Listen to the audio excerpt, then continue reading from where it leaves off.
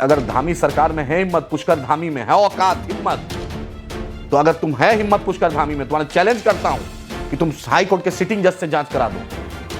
पता चल जाएगा कि उस अंकिता भंडारी को इंसाफ आप देना चाहते हो, उस बेटी को इंसाफ देना चाहते हो, उस पहाड़ की बेटी को जिसने उत्तराखंड और हिमाचल में टूरिज्म ही सब कुछ है, एक प्रायोरिटी है टूरिज्म का, लेकिन उस बेटी को इंसाफ देने के लिए पुष्कर धामी बोल नहीं पाए। आपने देखा, कोई डिबेट नहीं होगा। दिल्ली पुलिस 5 साल से नहीं दिख रहा है, उसके बाद चार्जशीट नहीं है कि शर्जील जेल में है, उमर खालिद जेल में है, मीरान जेल में है, सैफी जेल में है, गुलफ्सा जेल में है, ज़ियाउर रहमान साहब जेल में है, सफ़ाउर रहमान साहब जेल में है। कोई मतलब नहीं। जितना अल्लाह ने ताकत दी है, हर पूरी ताकत मजलिस इत्तेहादुल मुस्लिमीन उठाएगी इंशाअल्लाह ताला उसको इंसाफ दिलाने। बिहार में जितना भी मॉब लिंचिंग हुआ, अगर पहली आवाज़ किसी ने उठाई, नबीनगर हो, अरवल हो, अररिया हो, राजा पाकर हो, सारण हो, क्या कहते हैं, छपरा हो, बेला हो, पहली आवाज़ अगर किसी ने उठाई तो उसका नाम अख्तरुल ईमान साहब होगा, आदिल हसन होगा, मजलिस इत्तेहादुल मुस्लिमीन होगा, इंजीनियर आफ्ताब साहब होगा, हम हैं। एक मामला बड़ा चल रहा है आजकल कुलदीप सेंगर को लेकर। 17 साल की नाबालिग बेटी के साथ बलात्कार हुआ और उसको लेकर अब जैसे जमानत मिली, उसको लेकर प्रोटेस्ट हुआ और अब स्टे लगा दिया गया है। हाँ भाई, यही बात है। सीबीआई क्या कर रही थी, सरकारी अभियोजन पक्ष जो है क्या कर रहे थे, कैसे जमानत उसको मिल जाएगी? बोलिए आप ही। प्रधानमंत्री उन्हीं लोग का साथ देते हैं। आप देखें प्रज्वल रवन्ना को, आपने देखा मंचों से मंचों के लिए मंचों से कर्नाटका में प्रचार किया। उस आदमी के कितना बड़ा है, उस आदमी ने औरतों पर, महिलाओं पर जो ज़्यादती की, क्या नहीं किया। प्रधानमंत्री उसके लिए प्रचार कर रहे हैं।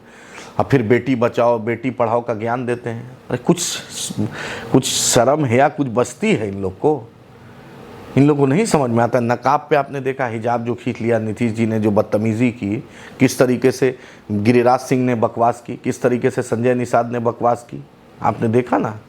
इनके घर में इनकी बेटी बहन नहीं है क्या? ये भी एक माँ के, ये है कि बाप बेटी का मसला, बाप बेटी का मसला है। बाप बेटी का मसला प्राइवेट होता है। घर में आई बच्ची, बाप, तब भी बाप एक तहजीब के दायरे में करे। बाप ऐसे किसी का हटा देगा?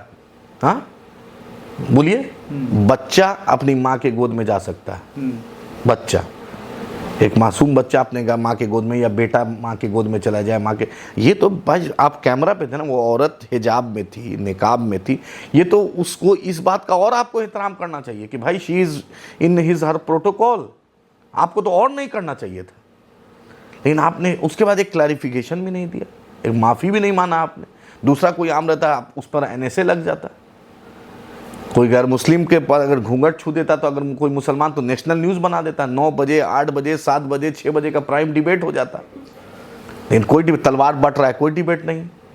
आपने देखा, कोई डिबेट नहीं होगा। दिल्ली पुलिस 5 साल से नहीं दिख रहा है, उसके बाद चार्जशीट नहीं है कि शर्जील जेल में है, उमर खालिद जेल में है, मीरान जेल में है, सैफी जेल में है, गुलफ्सा जेल में है, ज़ियाउर रहमान साहब जेल में है, सफ़ाउर रहमान साहब जेल में है। कोई मतलब नहीं। ताहिर साहब जेल में है। बोलिए।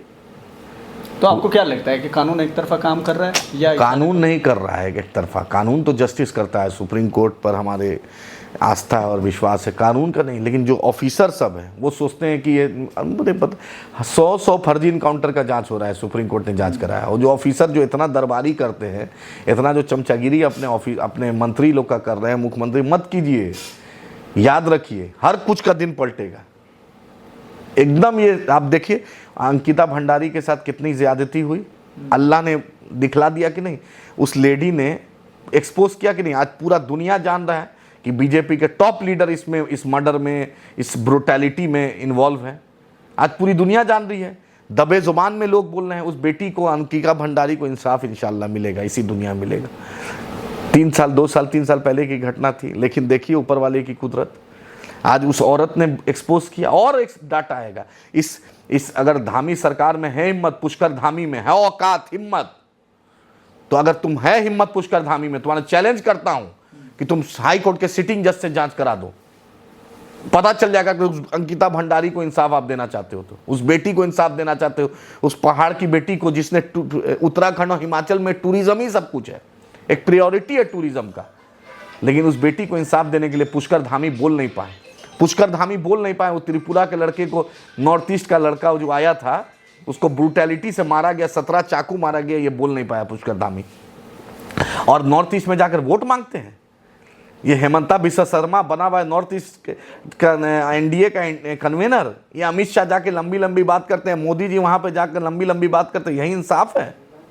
जनता जवाब देगी इंशाअल्लाह ताला, याद रखिए जनता जवाब देगी। बीजेपी के जो अहंकार है ना, जनता बहुत बड़ी है, भारत की जनता महान है, ऐसा जवाब देगी ना अच्छे अच्छे को। लेकिन कहीं ना कहीं हमारी नाअहली है, लीडर अपोजिशन और अपोजिशन पार्टी की कहीं ना कहीं नाअहली है, जिसके चलते ये बढ़ते हैं।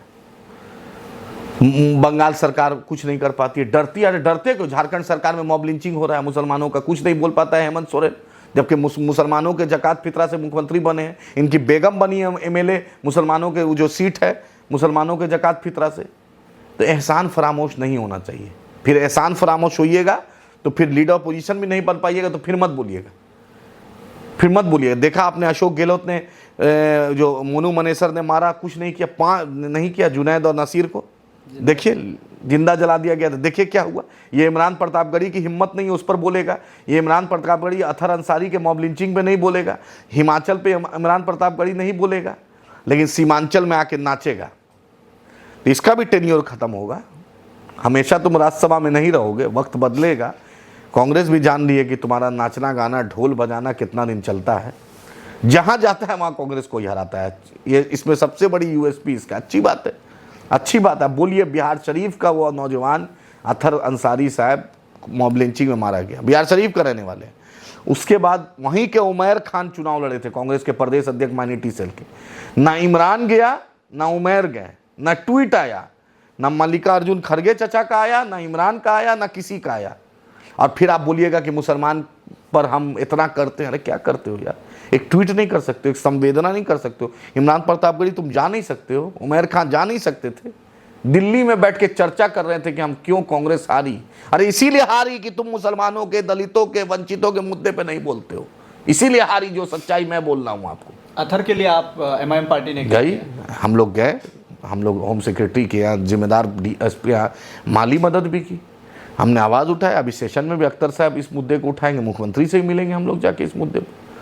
जितना अल्लाह ने ताकत दी है, हर पूरी ताकत मजलिस इत्तेहादुल मुस्लिमीन उठाएगी इंशाअल्लाह ताला उसको इंसाफ दिलाने। बिहार में जितना भी मॉब लिंचिंग हुआ, अगर पहली आवाज़ किसी ने उठाई, नबीनगर हो, अरवल हो, अररिया हो, राजापाकर हो, सारण हो, क्या कहते हैं छपरा हो, क्या कहते हैं ये बेला हो, पहली आवाज़ अगर किसी ने उठाई तो उसका नाम अख्तरुल ईमान साहब होगा, आदिल हसन होगा, मजलिस इत्तेहादुल मुस्लिमीन होगा, इंजीनियर आफ्ताब साहब होगा, हम हैं।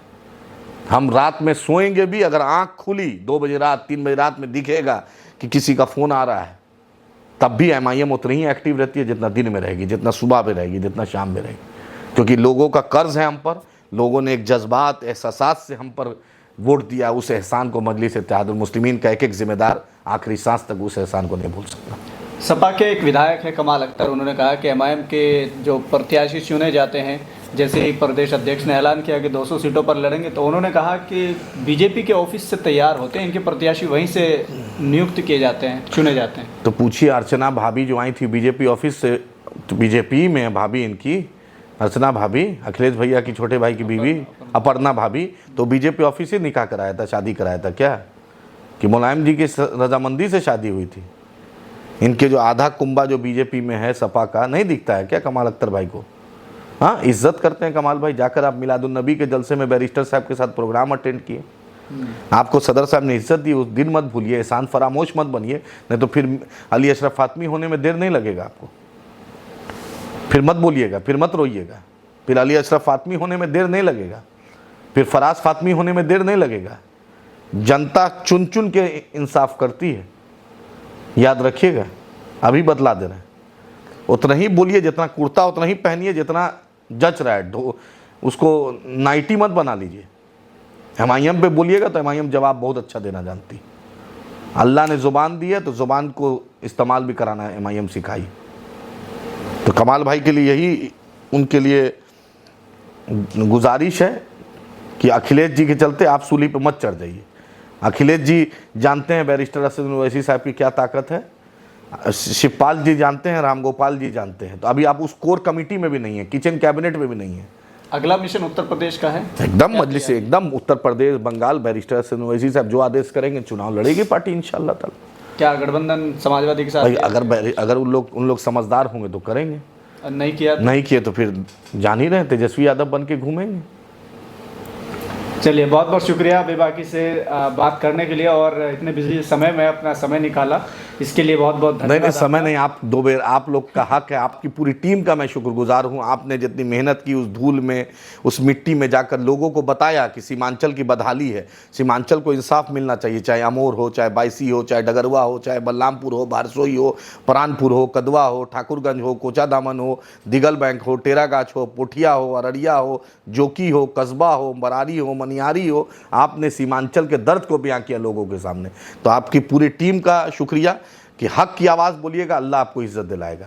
और मैंने कोई एहसान आप पर नहीं किया, मैं, आपका हक है सवाल पूछने का और मुझे जवाब देने का फ़र्ज़ है। I am accountable to public. हम जब आवाम के बीच जाते हैं तो आवाम को सवाल करने का हक है और आपको भी हक है। हम नरेंद्र मोदी नहीं हैं कि 12 साल से कोई प्रेस कॉन्फ्रेंस नहीं की है। आवाम का हक है आपका सवाल पूछना, आप पूछिएगा। और अगर MIM अच्छा करती है तो आप 27 कीजिए, MIM कहीं पर कमी करती है तो वो भी बताइए, ताकि हम ओपन डिस्कशन रखना चाहते हैं, ताकि हमें भी सीखे। हम गुरूर और तकब्बुर में नहीं रहना चाहते हैं। हम फिरौन और यजीद और नमरूद की परछाई से भी दूर रहना चाहते हैं। हम वो चाहते हैं कि आवाम ने जो भरोसा दिया है, जैसे दारुस्सलाम में आप देखते हैं बैरिस्टर असदुद्दीन ओवैसी साहब, अकबर साहब किस बेबाकी से लोग से मिलते हैं, उसी तरह इंशाअल्लाह ताला MIM बिहार भी काम करेगी, उत्तर प्रदेश भी करेगी और मुख्तलिफ रियासत में जो करेगी। हम आपसे हम हैं, आप मेरे से, और आवाम का खिदमत, यही हमारी प्रायोरिटी। शुक्रिया, बहुत शुक्रिया।